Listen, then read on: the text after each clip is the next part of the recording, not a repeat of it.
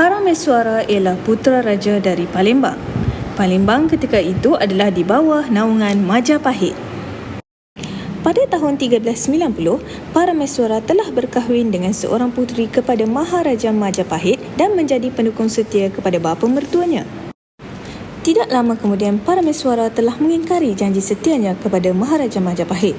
Parameswara berusaha membebaskan Palembang dari penguasaan kerajaan Majapahit. Tindakan ini menyebabkan Maharaja Majapahit menghantar panglima perangnya untuk menghalau Parameswara dari Palembang.